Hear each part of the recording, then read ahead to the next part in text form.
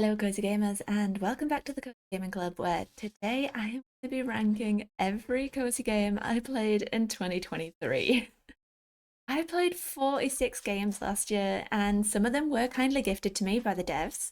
I'll make sure to indicate which ones those are in the video, but as you'll soon see, that really doesn't impact my rankings at all.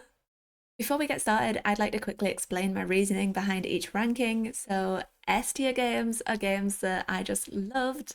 I have no notes on them.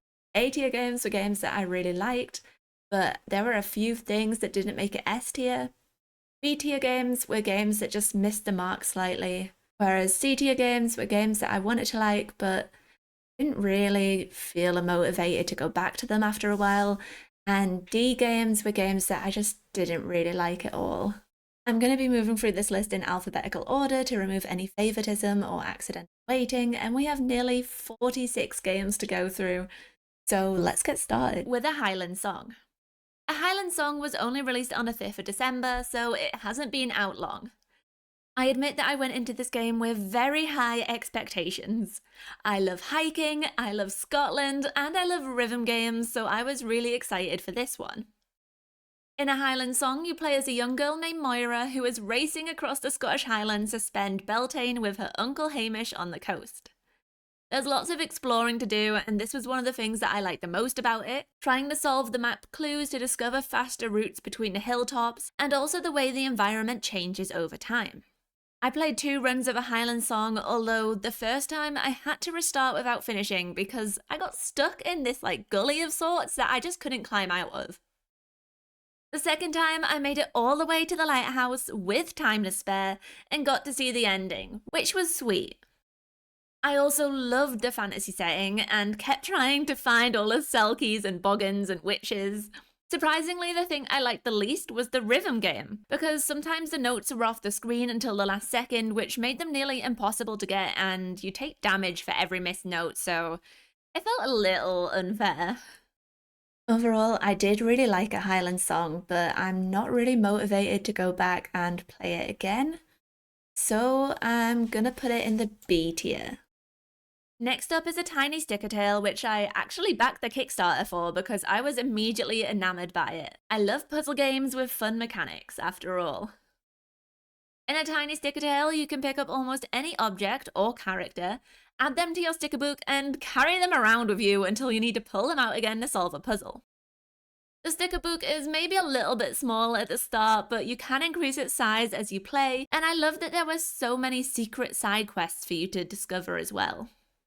The art style is gorgeous, the music is great, and I love the whole vibe for this game, which is why I'm going to put it in the A tier. The story felt a little bit lackluster for me in this one, but I really loved the mechanics and trying to find all the collectibles. Admittedly, it was a little short. I think I completed it in about 2 hours, but I don't think that should affect its ranking, as I really did enjoy the time I spent with it.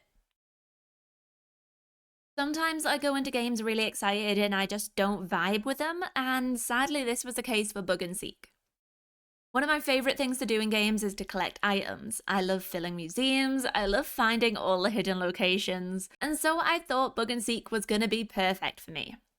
But sadly it just ended up being frustrating. I would go around collecting all of these bugs, but then I'd need to sell 30 of them just to get an exhibit to showcase 2 of them in my museum. There were quests you could do as well for more money, but again you'd have to give away so many of your bugs just to complete them.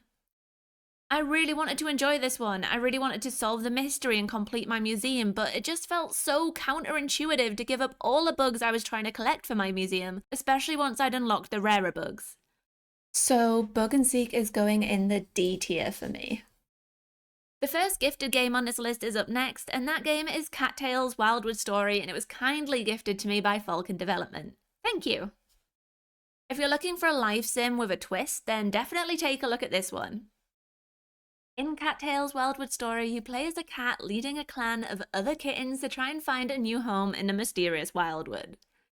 There are a lot of different aspects to this game, like hunting, farming, fighting, and town building, as well as befriending and romancing your clan members. This was a really fun game to play, and I definitely recommend it to anyone who loves cats. It's a lot lighter on the farming than Stardew, and the plot is a little bit more involved too. I've played over 20 hours of it, although I still need to go back and finish the main quest because I got distracted by some other new releases. I'm going to put this in the A tier for a couple of reasons. First was the inventory, which was really annoying at the start. You don't get much space and everything only stacks up to 3, which made it extra difficult for no reason.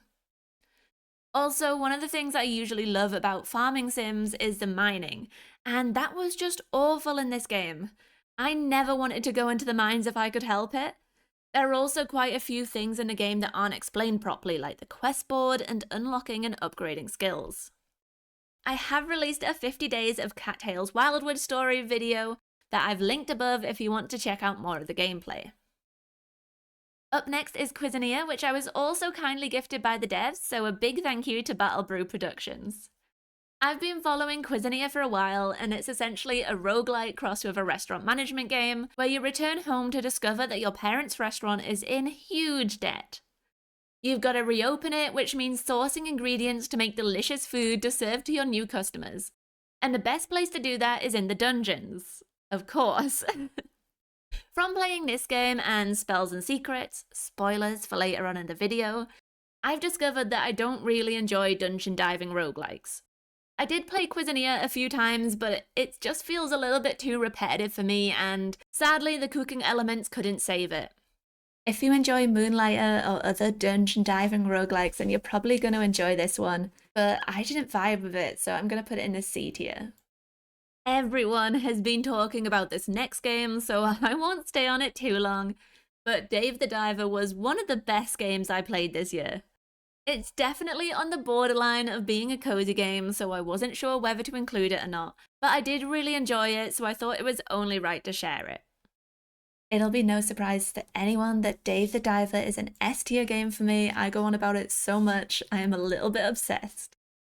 The art and cutscenes are incredible, the story is funny, I love diving and catching fish, and even the restaurant management isn't too bad when you've leveled up your staff.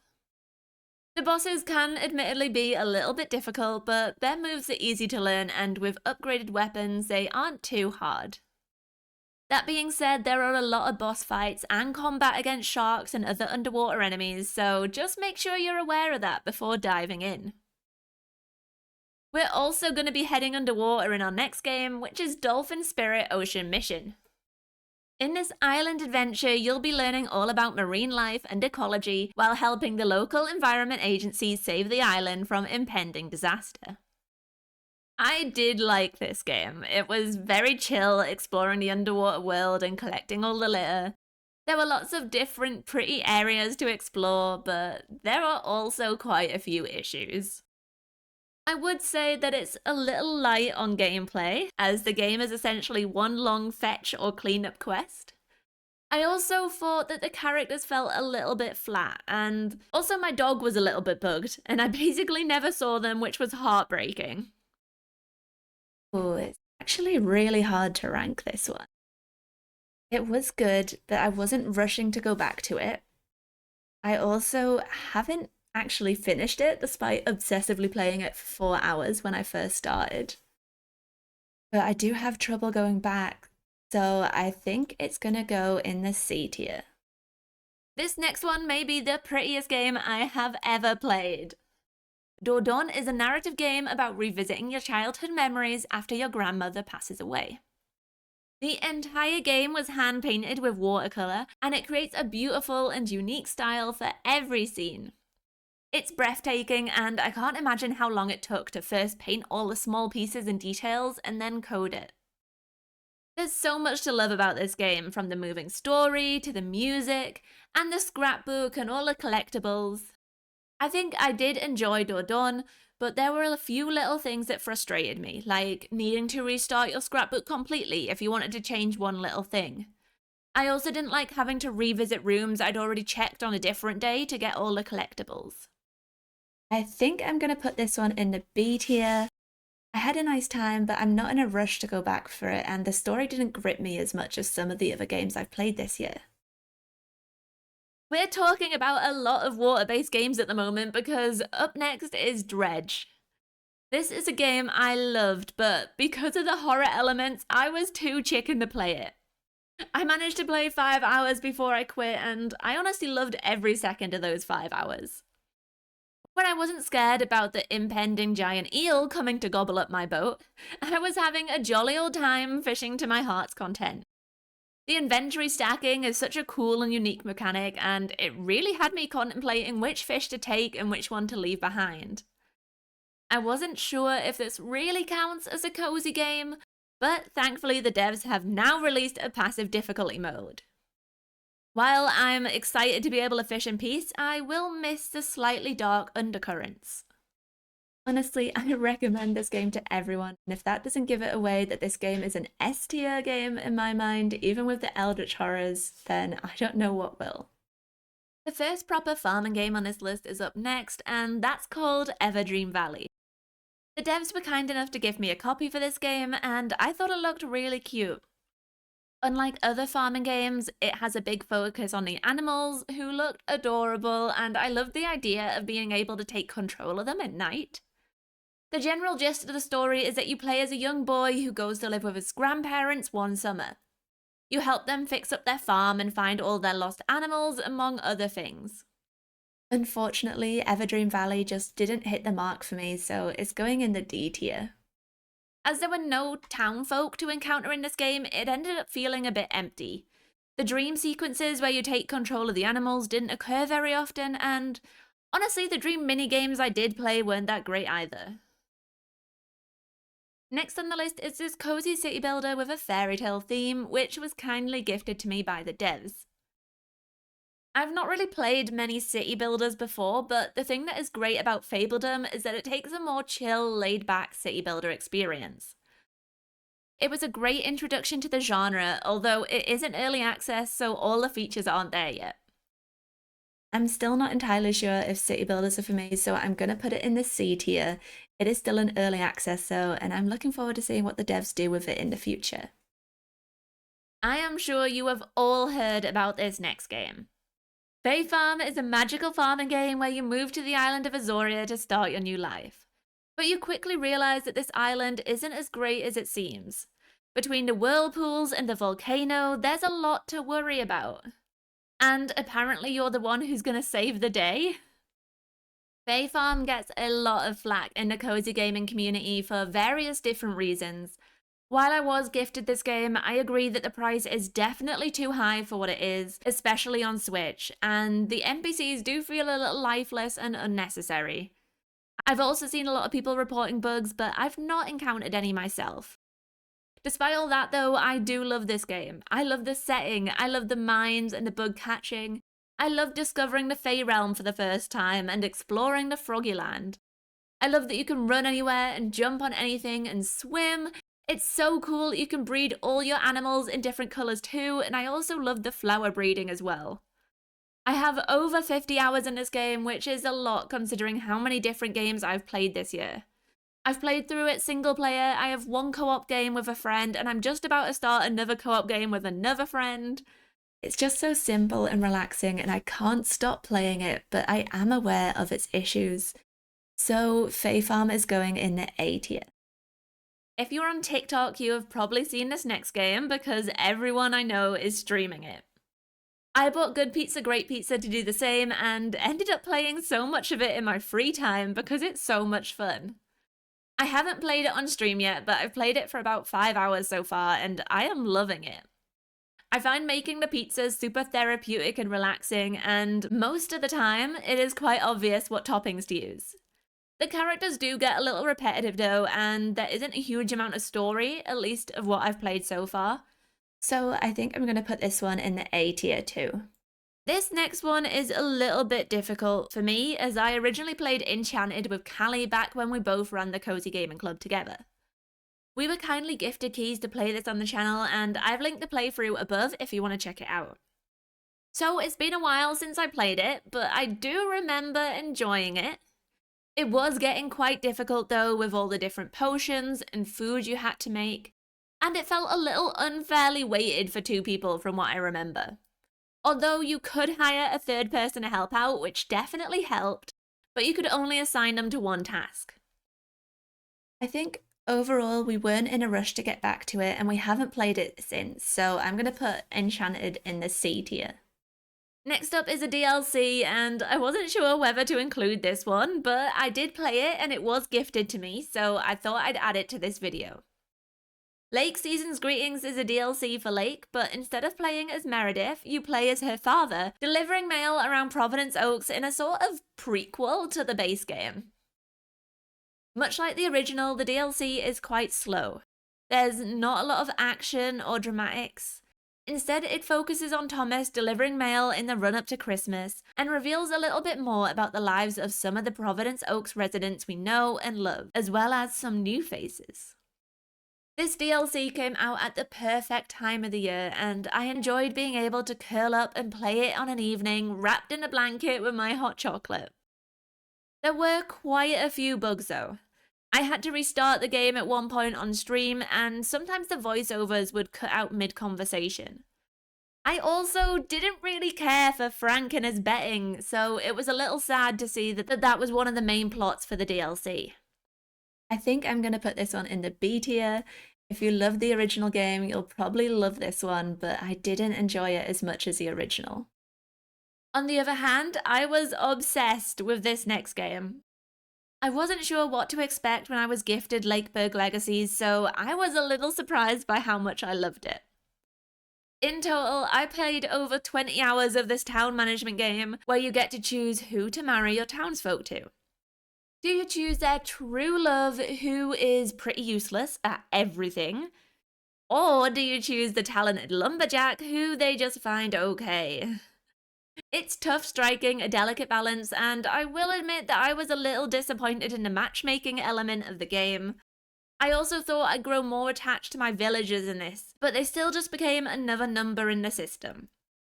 Having said that though, I was obsessed with this game for about a week. I was beyond obsessed with this game for about a week. I played it through 4 or 5 times, and for that reason, I'm gonna put it in the A tier. There's another gifted game up next, and this one is Loddlenaut. I do have a full review of this one that I've linked above, but essentially I wanted to love Loddlenaut. It just missed the mark slightly for me. In Loddlenaut, you play as a visitor coming to clean up an alien planet after a corporation has polluted it. I like to call it underwater Powerwash Sim because you're essentially just clearing all the mud and rubbish away. The art style is really cute, and I love the little axolotl-like Loddles, and the cleaning is very chill and therapeutic. But it felt a little reductive that the areas would get dirty again after you just cleaned them, essentially meaning you'd never be able to 100% the planet. And I didn't like that the teleport points only appeared after you'd completed an area. So once you'd filled your inventory with rubbish, you'd have to swim back and forth multiple times instead, and it wasn't a small distance either. Loddlenaut is a very sweet game that can be completed in around 4 hours, and I think for me, I'm gonna put it in the B tier. Mail Time was one of the very first games I was gifted to play on the channel, and I loved the vibe of it so much. It was cute, it was inclusive, it was cottagecore. The entire premise of it was absolutely perfect, and I loved it so much that despite all of the launch bugs, I played this game 4 times in the first week. And there were a lot of bugs. I accidentally ended the game early and had to restart, and one time I was speaking to one of the characters and got stuck in a conversation loop. But despite all of that, I still loved it. It hooked me completely, and I think that's why I'm going to put it in the A tier. This one definitely had some issues, but hopefully they're all patched now, and the game can be played the way it's supposed to be. This next game was also gifted to me. It's called Mineko's Night Market, and it's a Japanese-inspired story about a character called Mineko who moves to a new town to start over. Upon arriving, they find out all about the mysterious sun god Nico, who has always thought to have been a myth, but recently has been sighted around town. Unfortunately, some mysterious black suits have descended upon the town to investigate, and they're kidnapping all of the cats from around town. The gameplay loop in Mineko's Night Market is really nice. I love how it focused on crafting, with you actually playing a minigame to make the items that Mineko sells at the market. It's a really nice change from just pressing the craft button, and I quite liked it. Although it did get a little bit repetitive as you could only craft one item at a time, and it's the same minigame every time you do it. I also loved how each night market had its own unique minigame to play, and the same could be said for every time you encountered the black suits. I also felt that the NPCs were a little flat. From what I remember, they just repeated the same thing every time you spoke to them because they wanted a specific item off you. This game was really cute and I love the cats, but it's gonna be a B tier for me. There's another early access game up next called Moonlight and Garland, which is a twist on typical life sims. Instead of leaving behind the big city to go to the countryside, you actually move to the big city to start your new life there. When you first move to the city, you get to choose between 4 different apartment choices, and I went for Cedar Court, and I really do think that was the right choice for me. I love that the community plays such a big role in this game, and I almost want to restart to see what the other community projects are like. Despite it being an early access game, I didn't really encounter any bugs at all, apart from 2 of my rubbish items getting stuck in the locked inventory space. I remember one of my biggest issues was that most of the NPCs were really rude. I get that it's a big city life sim and that people in big cities may not be as friendly as people in small farming towns, but honestly, it was really off-putting and made me not want to care about any of the characters. While I said I would go back and play more of this game, I haven't actually played more than when I did my original review. And for that reason, I think this is going to go into B tier. I do want to play more, I just haven't had the time, and it's been lower priority than some of the other games I've played. The next game I checked out is Moonstone Island, and I'm very grateful to Raw Fury for providing me with a key to take a look at this game. Moonstone Island is a Ghibli-inspired dream where you play as a fledgling alchemist starting their alchemy training. After leaving your parents, you accidentally crash land on an island in the sky and decide to make that your new home. Befriend your new neighbors, capture spirits, and brew potions as you unlock the dark secrets of Moonstone Island. There are a lot of reasons to love this game. The art style and premise are so cute. The devs really nailed the visuals, giving Moonstone Island that signature Ghibli-esque charm. And it's also so much fun exploring the wider world. There are 100 different islands to discover, and they all have their own spirits for you to discover as well, which are so cute. I really wish I could have taken them all home with me. I like the turn-based combat too, as it meant I could take things at my own pace, and I could also check the weakness of each enemy. However, I did have a couple of issues with this game as well. Firstly, it was very easy to run out of stamina and faint. I also wasn't as sold on the relationship building part of the game as I expected. I found it hard to get attached to a character when I was essentially just pressing chat, joke, or flirt each time. It was also very easy to end up in an overleveled area early on in the game, which didn't feel great as a new player. On the whole, this was a very fun game, but after my initial playthrough, I wasn't really motivated to go back and play more, so this is going to go in the C tier. I am shocked to say that this next game is one of my most played games of 2023. With an astounding 33 hours, that game is Murder by Numbers. Most of you probably haven't heard of this game. It is essentially a series of pick-cross puzzles that accompany a murder mystery story. I had never played a pick-cross puzzle before this game, and I loved them so much. But the story part was really lacking. I think I have so many hours in this game just because of how long it can take to solve some of the puzzles, and how many puzzles there are in total. But to be honest, I would probably put this game in the C tier, because while I enjoyed the puzzles, they got so unbelievably difficult later on. I wasn't invested in the story, and if I'm only playing for the puzzles, there are easier ways to play pick-cross puzzles. For this next game, my hours once again aren't representative of how much I enjoyed the game. I played One Lonely Outpost when it first launched into early access in early 2023, and I decided to make a 50 days of video for it as I was kindly gifted a key ahead of launch. In One Lonely Outpost, you play as a new colony setting up on an alien planet. You'll need to farm to provide food for your colony, and also investigate the planet to understand the strange ruins you've discovered. Sadly, the first week or so in the game were super boring, as you're the only person on the planet at that point. All I could do was water my plants and mine the ores around the planet, but I'd done all of that in the first few days. So I spent the next week just immediately waking up, watering my plants, and then going straight back to bed again. Even as I got further in the game, it didn't really become more interesting. Most issues could be resolved by waiting for the right person to come along to give me the item that I needed to solve it. And the act of building the colony wasn't as interesting as it sounded.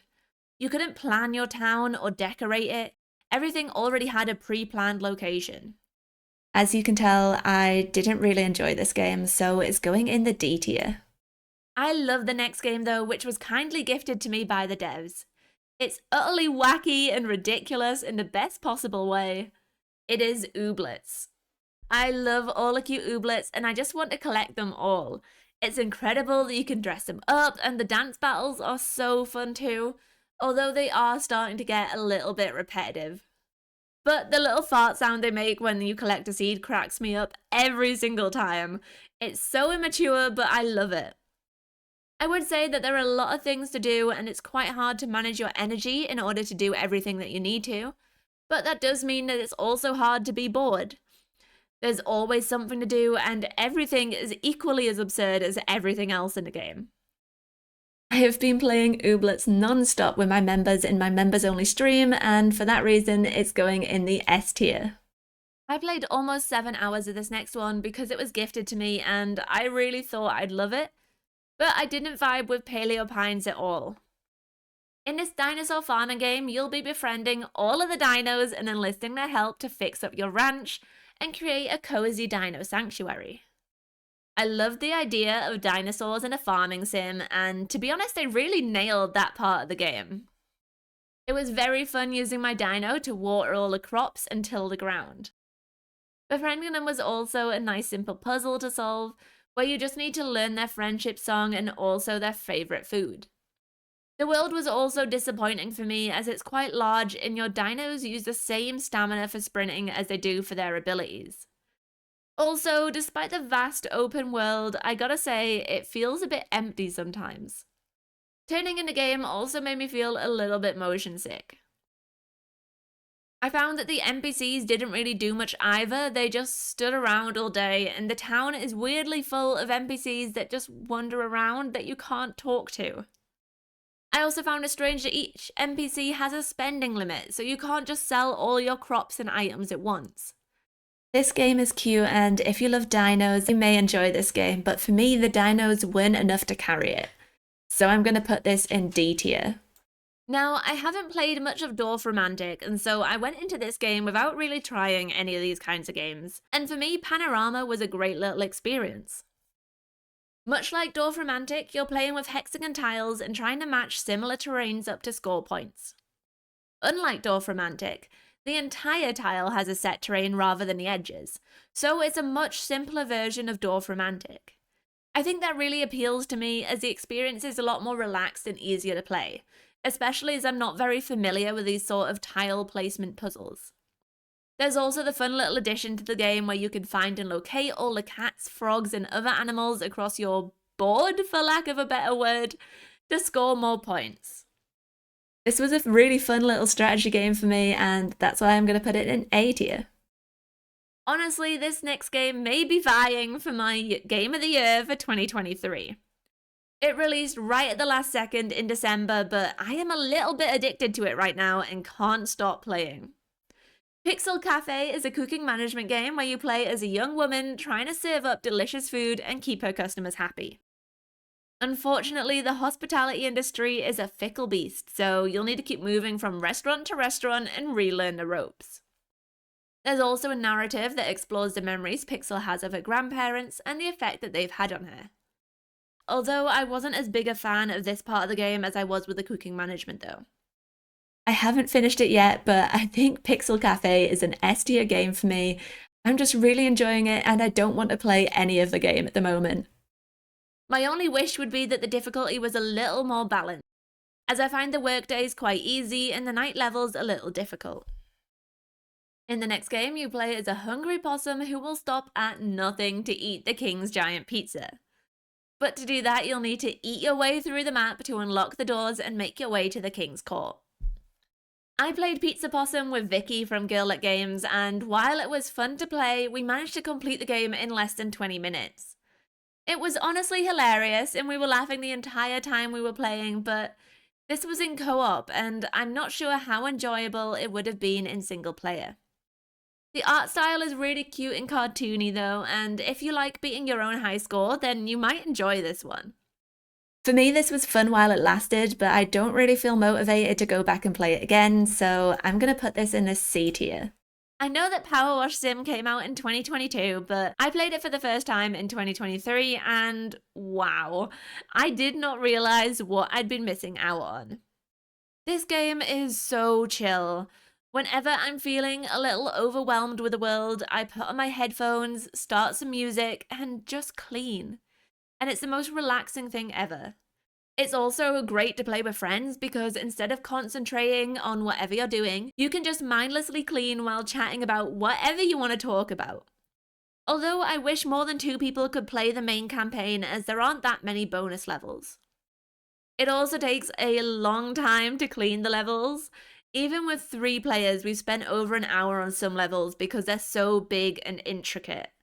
I still have nightmares about Santa's workshop. But it's an awesome game and delivers on what it promises, which is a chill and relaxing cleanup game, so this is going to go in the S tier.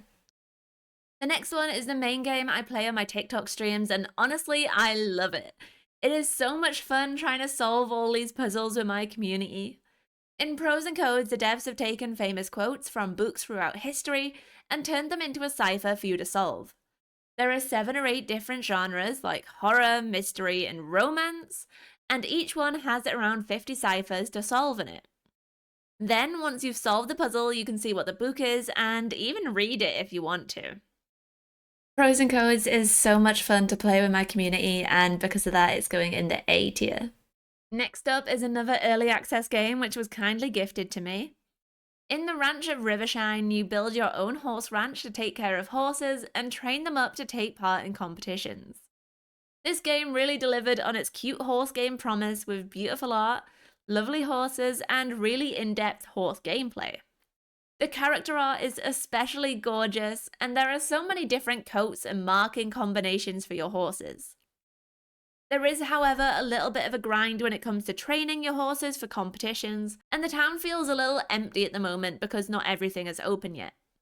But this is early access, and the dev Eloise has a history of making cozy games like Lemon Cake, so I am hopeful that this one will deliver at full release.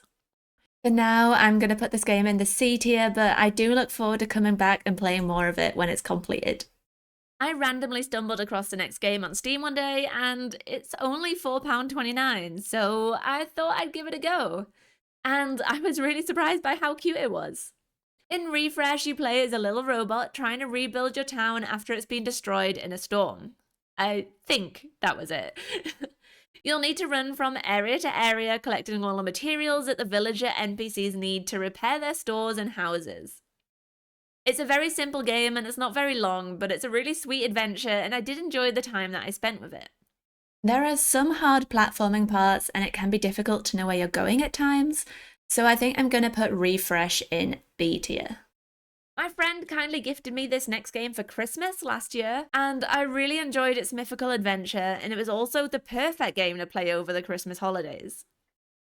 In Röki, you play as a young girl called Tuve, whose brother is kidnapped by the mysterious Röki, a monster from Nordic folklore. I was surprised by how much I loved this game, especially as I hadn't really heard of it before. The art style was phenomenal. The way the game represented the different mythological creatures from Röki to the World Tree were just incredible. The plot was also really good too, and I loved trying to solve all of the puzzles, although some of them were really tricky. It is a good game, but there is a lot of walking back and forth that can be a little annoying, but on the whole I enjoyed it, so I'm going to put it in the A tier. It was a good game, but there is a lot of walking backwards and forwards that can be a little bit annoying, so I think even though I enjoyed it, I'm going to put this in A tier. This next one is a little tough because it's in early access, and the dev is still adding a lot of content. Plus, it's a longer life sim, so even though I've played it for 5 hours, I've barely scratched the surface of the game. But so far, I'm just not enjoying it as much as I expected to, especially after waiting so long for it to be released. It's so fun that you get to play as a cat, and the highlight of the game for me is definitely the town building. You can invite people to join your town, and you get to literally place their houses wherever you want and decorate the exterior. There are quite a few things that make the game unenjoyable though. When you're collecting resources, if you chop or break something, it flies all the way off the screen and you have to go and collect it. Your best friend is pretty lazy and just makes you do all the work, and I don't think there's a lot to do. I found myself lost most days, unsure of what to do with all my time. I am really good, as this is one of the games I've been looking forward to for a while. It is only early access though, so I may go back to it in the future once there's been a few more updates. But for now, it's going in the C tier. Song of Nunu is a cozy spin-off in the League of Legends universe. It's a light-hearted adventure about a boy and his lovable blue friend who is the last of a powerful race of Yetis. I really wanted to enjoy this game because it's gorgeous. The art team did a really great job on the setting, and I also loved the character designs for Nunu and Willump, but I didn't feel like I ever really got attached to them. Another issue I had was just how simple the gameplay was. The platforming and puzzles were quite easy, and even though they changed through the game to keep things interesting, they were never really challenging. As for the combat, it was essentially spamming the attack button for most of it, excluding the 2 boss fights. Overall, I think I'd place this in the C tier. I'd recommend it as a linear experience, but if you're not familiar with League of Legends, you're looking for a deeper gameplay, then maybe this one isn't for you.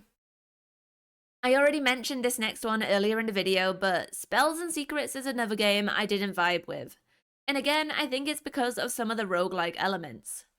I just didn't like the repetitiveness of going into the school, exploring a bit, dying to the boss, and then doing it all over again. I know that this is the bread and butter of a roguelike game, but I have enjoyed other roguelites like Cult of the Lamb and, in a way, Dave the Diver.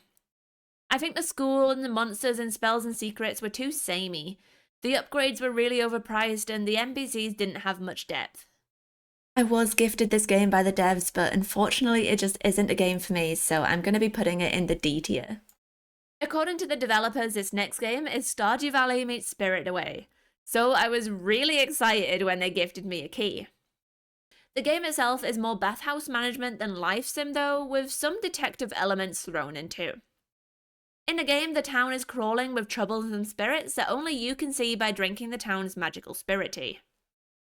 With the aid of a floating cat spirit called Wanyan, you reopen the town's bathhouse to keep the other spirits out of trouble and earn a little moolah.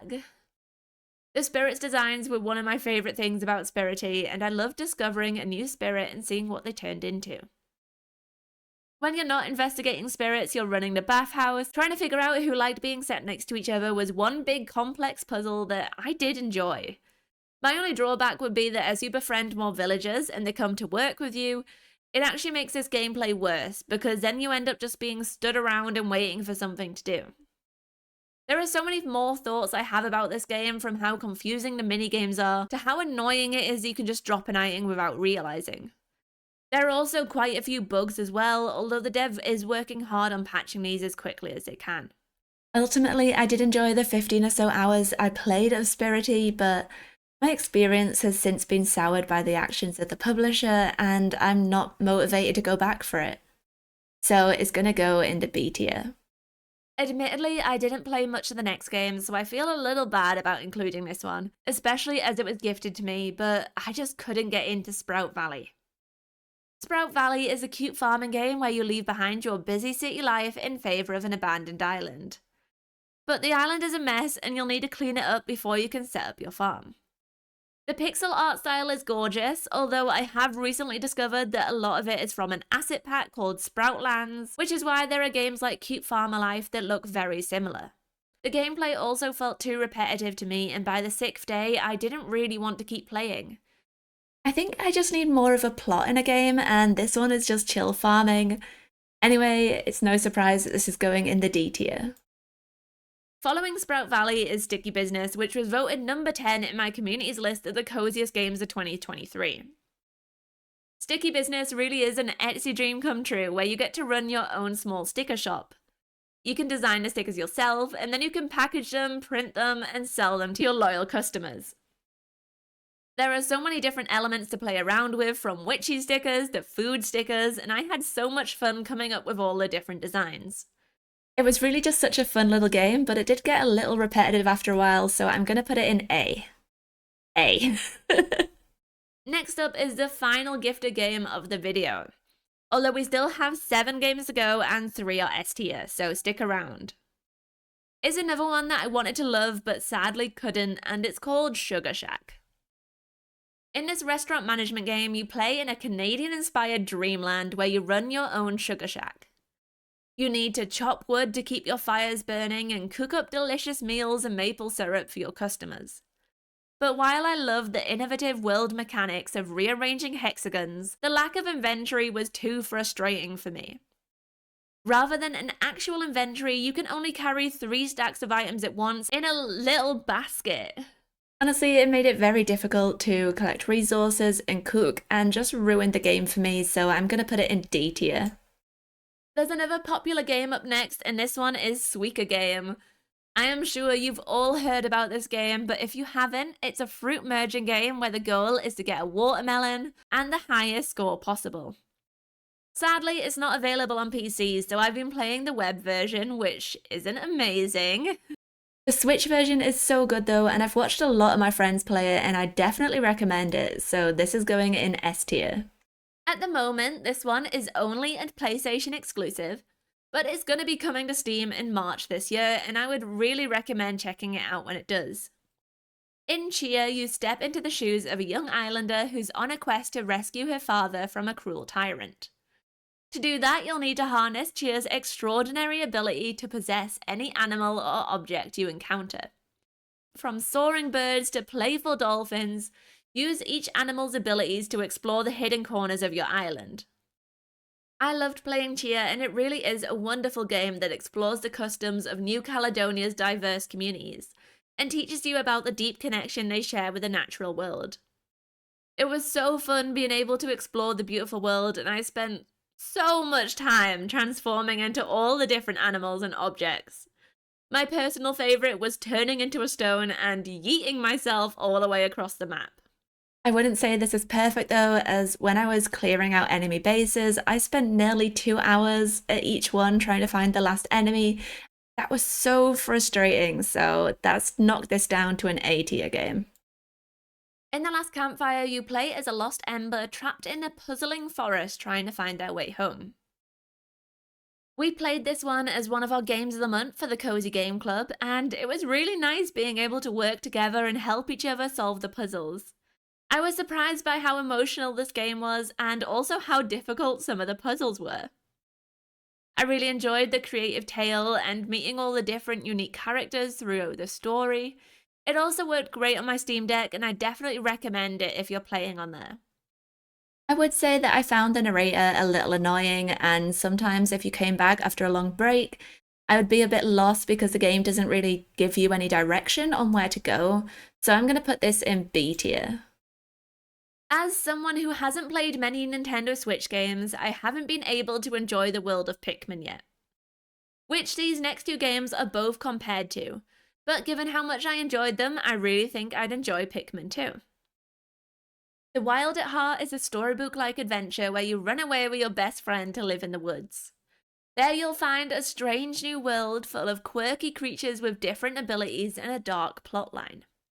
There were lots of fun puzzles to solve with your little helpers, a gorgeous world to explore, and some fun and slightly eccentric characters to meet as well. The game does start pretty slow, and while I haven't finished Wild at Heart, I was completely hooked after the first hour or so, and I really want to go back and finish it. So this is going to be an S tier. The colourful cartoon world of Tinykin drew me in, and I fell in love with the ridiculous bugs and adorable Tinykins almost immediately. The gameplay itself is really simple. There is no combat to deal with, and just a few easy puzzles that generally consist of finding and fetching items for bugs across the map. What makes this game so special for me is how you traverse and interact with the world around you. Whether you're scaling a giant dinosaur or skating down a balcony on your bar of soap, I had so much fun with this. My only drawback for Tinykin would be that the plot felt a little weak. I didn't really follow the story and just knew that I needed to collect each item to build a spaceship to head back home. So that's what I did. Despite that, I would still put Tinykin in the S tier because I really enjoyed traversing all the levels and collecting everything. Our penultimate game is a moving story where you play as an Indian mother who immigrates to Canada with her family in the 1980s. Through this short and sweet narrative tale, you'll uncover a heartfelt story about struggling with your identity in a home away from home.